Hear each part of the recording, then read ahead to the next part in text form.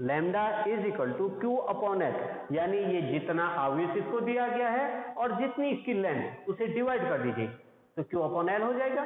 तो प्रति एकांक लंबाई में उपस्थित आवेश की मात्रा ही किसी तार की रेखीय आवेश घनत्व कहलाती है। इसको लैम्डा से हम प्रदर्शित करते हैं। क्लियर?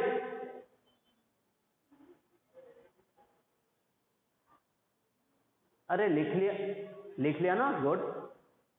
और समझ भी गए कि लंबाई तार को यदि हम आवेश देंगे तो आवेश क्या होता है बताइए पहले। चल तू ही बताइए, अतुल की आवाज है किसकी, युवराज की किसकी आवाज आ रही, किसकी है ये?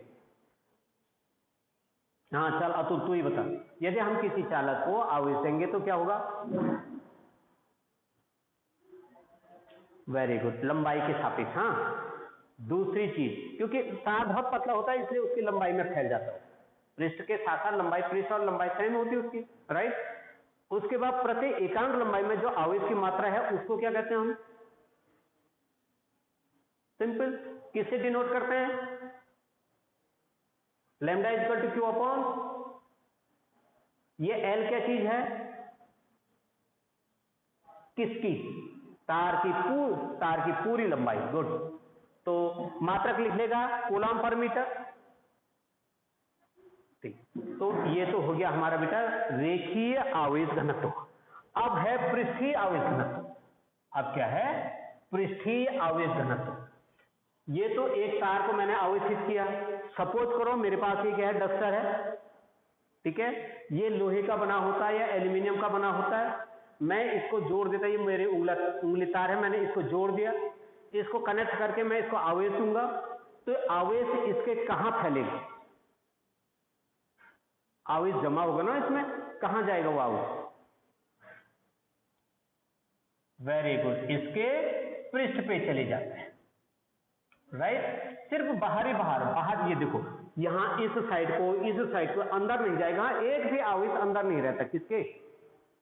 चालक कोई है ना, इसका कोई क्षेत्रफल होगा उसमें फैल जाएगा, राइट।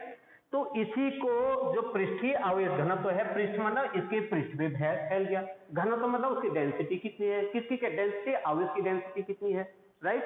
तो इसको सिग्मा से डिनोट करते हैं। ये बाद में काम आने हैं सारे के सारे, सिग्मा, ठीक है। Sigma is equal to Q upon A, बस आवेश उसके प्रति एकांक क्षेत्रफल में कितना है, यही पृष्ठीय आवेश घनत्व कहलाता है। तो पृष्ठीय आवेश घनत्व की डेफिनेशन क्या लिख सकते हैं हम? लिखिए, जब किसी पृष्ठीय या चालकीय पृष्ठ को आवेशित किया जाता है तो आवेश उसके पृष्ठ पर एक समान रूप से वितरित होने लगता है। पृष्ठ के प्रति एकांक क्षेत्रफल में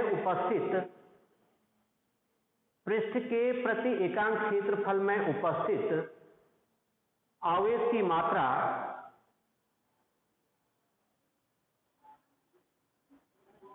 पृष्ठीय आवेश घनत्व कहलाती है। पृष्ठीय आवेश घनत्व कहलाती है।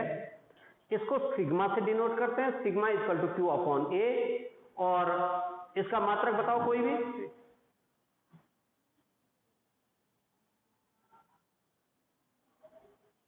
गुड, कूलम पर metre. C for coulomb, A for area, area का मीटर स्क्वायर हो जाता है, कूलम पर मीटर स्क्वायर हो जाता है, ठीक है, राइट। अच्छा भाई, तो पृष्ठीय आवेश घनत्व तो समझ में आ गया, कर लोगे। अब तो मुझे लगता है आयतन आवेश घनत्व तो ऑटो ही समझ गए होंगे, नहीं समझे होंगे मैं बता ही रहा हूं। आयतन में कब फैलता आवेश? Very good. अब जैसे ये जो डस्टर है मेरे पास, है सुचालक है कुचालक है? कुचालक है। इसको मैं आवेश दूंगा तो इसमें आवेश पूरे आयतन में अंदर भी चले जाता है। सुचालक होता तो बाहर ही बाहर रहता, कुचालक है तो इसके कहां भी चले जाता आवेश, अंदर भी चले जाता है, बस। तो संपूर्ण आयतन में फैल जाएगा, ठीक है ना। आवेश कहां फैल जाएगा? कुचालक को मैं आवेशित करूंगा तो संपूर्ण आयतन में फैल जाएगा। और डेफिनेशन इसको डिनोट करते हैं रो से। क्या है ये? रो। आयतन आवेश घनत्व को यदि डिनोट करना है तो रो से डिनोट करते हैं। Rho is equal to Q upon, चलो बता दो, नहीं, फिर बोलो। एल तो किसके लिए था? लंबाई तार के लिए। ए किसके लिए था? पृष्ठीय घनत्व के लिए। यहां पे क्या होगा? ए नहीं, एरिया। फिर क्या कहा था? एक बाद में क्या कहा किसी ने? राइट, वी मतलब वॉल्यूम। गुड, बस ये हो गया। आयतन में वॉल्यूम, पृष्ठ में एरिया, रेखीय में लेंथ, बस यही है इनकी डेफिनेशन। ठीक है ना? देखो Q अपॉन V हो जाएगा, मात्रक तुम भी समझ गए, C अपॉन मीटर की घात मीटर की। गुड। तो रेखीय आवेश घनत्व तो किसे कहेंगे? पृष्ठीय आवेश घनत्व तो किसे कहेंगे? और आयतन आवेश घनत्व तो किसे कहते हैं? ये सारे समझ में आए? गुड। तो अब इतना तो एक चीज क्लियर हुआ होगा कि यदि हम किसी चालक को आवेश देंगे तो आवेश क्या होता है?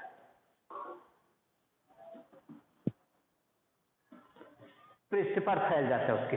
ठीक है ना? अब देखो, अब आता है हम इस चैप्टर पे। पहले तो क्या था? बैजेस फ्लक्स क्लियर हो गया, उसके जो टर्म आते हैं, कुछ पॉइंट्स आएंगे वो हमारे क्लियर हो गए। अब है Gauss's theorem. Gauss's theorem,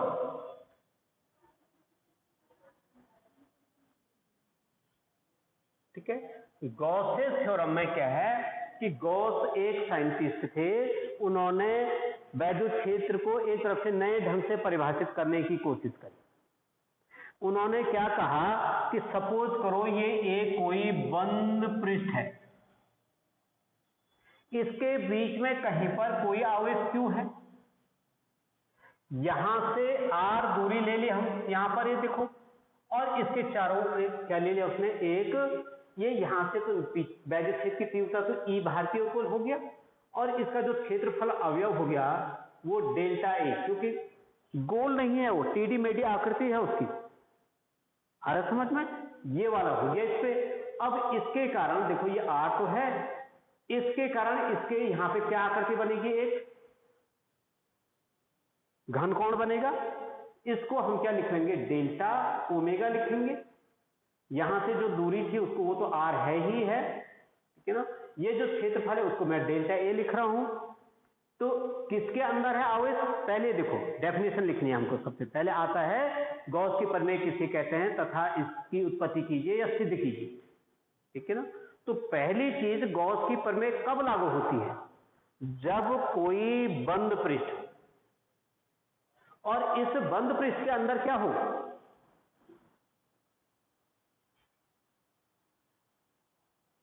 good, आवेश हो। यदि यह पृष्ठ खुला है, खुला माने क्लोज नहीं है, क्या गॉस की प्रमेय तब भी लागू होगी? नहीं होगी, बिल्कुल नहीं होगी। गॉस की प्रमेय हमेशा बंद पृष्ठ के लिए होता है। ठीक है ना? इससे जो वैद्युत बल लिख रहे हैं, बाहर जा रही है वो धनात्मक, जो अंदर आ रही वो ऋणात्मक हो जाएंगे। ठीक है? धनात्मक और ऋणात्मक हो जाएंगे। अब देखो, पहले इसकी डेफिनेशन क्या लिखेंगे? लिखिए इसकी डेफिनेशन। किसी बंद पृष्ठ से होकर जाने वाला, मतलब कई जगह पे परिबद्ध भी लिखा होगा, कब परिबद्ध बंद पृष्ठ लिखा होगा। ठीक है? तो मैं सिंपल में लिख रहा हूं, किसी बंद पृष्ठ से होकर जाने वाला कुल वैद्युत फ्लक्स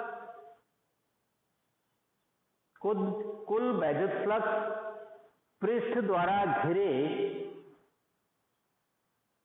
द्वारा घिरे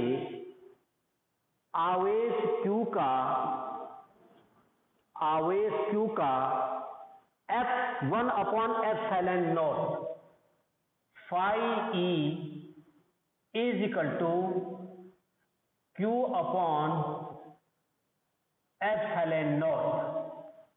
ये है किसी बंद पृष्ठ से होकर जाने वाला कुल वैद्युत फ्लक्स उस पृष्ठ द्वारा घिरे कुल आवेश Q का 1/एप्सिलॉन गुना, कुल आवेश Q का 1/एप्सिलॉन गुना होता है। बस यही किसकी डेफिनेशन है? गॉस की प्रमेय की डेफिनेशन है। राइट, लिख लोगे?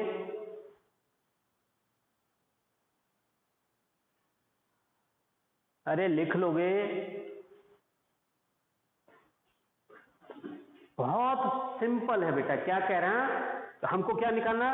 वैद्युत फ्लक्स। किसी बंद पृष्ठ से होकर जाने वाला कुल वैद्युत फ्लक्स उस पृष्ठ में कुल आवेश Q या उस पृष्ठ द्वारा घिरे आवेश Q का 1/एप्सिलॉन गुना होता है। यही गॉस की प्रमेय है। डेफिनेशन आती 3 नंबर का आता है, 1 नंबर सिर्फ इतना लिखने में मिलता है और 2 नंबर इसको प्रूव करने में आता है, सिद्ध करने में आता है। ठीक है ना? तो डेफिनेशन लिखने में मुझे नहीं लगता कि तुम्हें कोई दिक्कत होनी चाहिए। अब इसका क्या करना है? प्रूव करना है कि वास्तव में गॉस ने जो कहा क्या सही कहा होगा या गलत कहा होगा। तो इसके लिए लिख ले रहे उत्पत्ति या प्रूफ। ठीक है ना? प्रूफ की कंडीशन में क्या करते हैं? हम डायग्राम बनाया, ये सामने डायग्राम दिख रहा है जो मैंने बना रखा पहले। ये डायग्राम बनाया और इस डायग्राम के बारे में लिखेंगे। ठीक है? क्या लिखोगे? माना कोई एक बंद पृष्ठ एस लिख लो, ए लिख लो, कुछ भी लिख लो है, जिसके बिंदुओं पर कोई आवेश Q0 स्थित है। इससे P बिंदु की दूरी R है। यहां पर P के चारों ओर एक क्षेत्रफल अवयव डेल्टा A है। डेल्टा A इसके केंद्र पर डेल्टा ओमेगा का घनकोण बनाता है। यही तो लिखना हमने भाई। जो डायग्राम में दिख रहा है आपने उसी को लिखना, कोई अलग सा नहीं लिखना है। इतना लिख लोगे आप लोग? अरे इतना लिख लोगे? डायग्राम बनाना आ जाए। डायग्राम गोल ही बनाना या टेढ़ा मेढ़ा भी बना सकते हैं, कैसा भी बना सकते हैं। गुड। लेकिन वो क्या होना चाहिए? बंद होना चाहिए। ध्यान ये रखना। ठीक हो गया? डायग्राम के बारे में लिख लिया। अब देखो मैं तुमको 3 स्टेप में पूरा प्रूफ कर लूंगा। पूरा चैप्टर ही इन 3 स्टेपों में होगा। ठीक है? अब लिखेंगे क्षेत्रफल अवयव, उसके बाद लिखूं, मैं बता रहा हूं। क्षेत्रफल अवयव डेल्टा ए से होकर जाने वाला। भाई डायग्राम बनाया, डायग्राम के बारे में लिखोगे। लिख दिया तो अच्छी बात है, नहीं तो अपने घर पे लिखना। और उसके बाद क्या लिखना? क्षेत्रफल अवयव से होकर जाने वाला वैद्युत फ्लक्स और delta phi E is equal to, delta का मतलब छोटे एरिया से, क्या था formula? Close integration of E dot D बराबर integration of E D A cos theta. लिख रहे बेटा? इतना लिख लोगे? कोई अलग तो नहीं बता रहा हूं ना?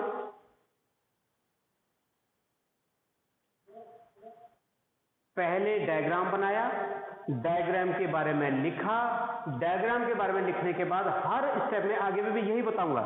शुरुआत कहां से करना है? क्षेत्रफल अवयव से। क्या लिखा? क्षेत्रफल अवयव डेल्टा ए से होकर जाने वाला कुल वैद्युत फ्लक्स, कुल वैद्युत flux delta phi E is equal to close integration of E dot D A, जो पहले भी बता रखा है। ई डॉट डी ए को लिख सकते हैं हम ई डी ए कॉस थीटा, और ए की वैल्यू यहां पे रखो। वैद्युत क्षेत्र की तीव्रता का सूत्र लिख लो बेटा। यहां पे phi E is equal to 1/4 pi epsilon naught के क्यू अपॉन आर।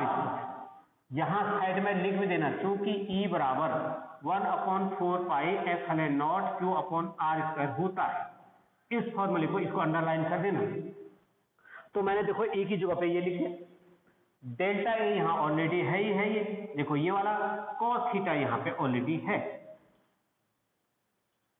आया समझ में?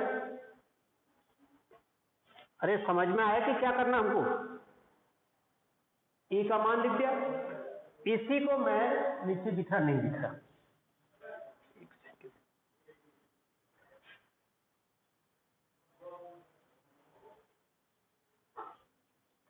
देखो इसी को मैं यहां पर इंटीग्रेशन Q/4πε0 के delta A upon r² into cos theta क्या लिख सकता हूं नहीं लिख सकता हूं? देखो Q/4πε0 delta A cos theta upon r²। दिख रहा है आप लोगों को यहां पे? ब्लैक बोर्ड पे दिख रहा है आपको?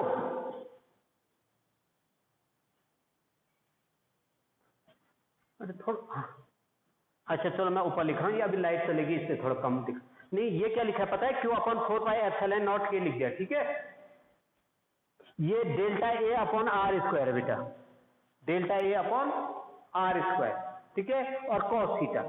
अब ये वाला हिस्सा देखो, delta A cos theta r² को क्या लिख सकते हैं? कोई सूत्र पढ़ा तुमने अभी तक? कोई सूत्र पढ़ा आप लोगों ने? वेरी गुड, इसीलिए ये पहले पढ़ाया, घनकोण पढ़ाया था ना, उसमें यही लिखेंगे। अब इसी को क्या लिख सकते हैं? देखो डेल्टा फाई ई बराबर इंटीग्रेशन ऑफ Q/4πε0 के और डेल्टा ओमेगा। क्लियर भाई? ये पता हो गया मैंने डेल्टा ओमेगा क्यों लिखा? के तब लिखते हैं बेटा यदि, हाँ के यदि वायु में रखा होगा तो के का मान कितना होता है? अरे यदि वायु में रखा होगा तो के का मान कितना होता है? वेरी गुड, के का मान तब क्या होता है? 1 होता है, ठीक है? शाबाश।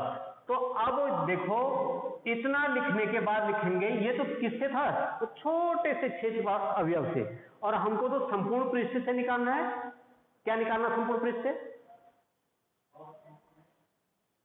बैजत फ्लक्स निकालना है ना, तो हाँ राइट। इसके बाद अब लिखो संपूर्ण पृष्ठ से होकर जाने वाला, बस 4-5 मिनट है तुम्हारे और दूसरी क्लास शुरू होने वाली है। संपूर्ण पृष्ठ से होकर जाने वाला बैजत फ्लक्स, देखो पहले क्षेत्रफल अवयव से लिया छोटे से, अब संपूर्ण पृष्ठ से ले रहा हूं। संपूर्ण पृष्ठ से होकर जाने वाला बैजत फ्लक्स लिख दिया, लिख दिया। हाँ अब देखो जब संपूर्ण पृष्ठ लेंगे तो डेल्टा फाई लूंगा या सिर्फ फाई ई लूंगा? वेरी गुड, फाई ई बराबर क्यू कांस्टेंट है, बाहर आ गया 4πε0। के लिखना चाहो तो लिख सकते हैं, के बराबर 1 लिखना चाहो तो वो भी लिख सकते हैं, into integration of delta omega. Integration of delta omega का अर्थ क्या हुआ? संपूर्ण घनकोण, पूरे पृष्ठ का संपूर्ण घनकोण। संपूर्ण घनकोण कितना होता है? Very good. अब अगले वाले लाइन में लिख दो Q/4πε0 के और 4 पाई। ये आ गया समझ में? क्यों लिखा मैंने 4 पाई? 4 पाई से नीचे का 4 पाई कट गया। अब क्या बचा हमारे पास? देखिए क्या बचा बेटा अंश में? Q/ε0 और के भी बचा है। के बराबर आप 1 भी लिख सकते हो, के भी रहने दो तभी सही है। और मात्रक क्या था भाई इसका? मैं तो भूल गया इसका मात्रक। न्यूटन मीटर स्क्वायर पर कूलम। न्यूटन मीटर स्क्वायर पर कूलम। ये प्रूफ हो गया नहीं हो गया? यही तो फॉर्मूला है किसका? गॉस का। अरे गॉस का ये क्या है, phi equal to Q upon epsilon naught के, या के बराबर नहीं लिखते हैं तो सीधा क्यू अपन एप्सिलॉन नॉट है। बस बेटा यही वाला है। तो गॉस की प्रमेय इंपॉर्टेंट है, किसे कहते हैं वो इंपॉर्टेंट है। गॉस की प्रमेय को सिद्ध करिए, ये आता है। राइट? स्क्रीनशॉट ले ली थी तुम लोगों ने? किसी ने नहीं ली तो ले लो, और इसी के साथ लेफ्ट हो जाएगा फिर। ठीक है, चलो इतना करिए आप, और लेफ्ट खोल लीजिएगा।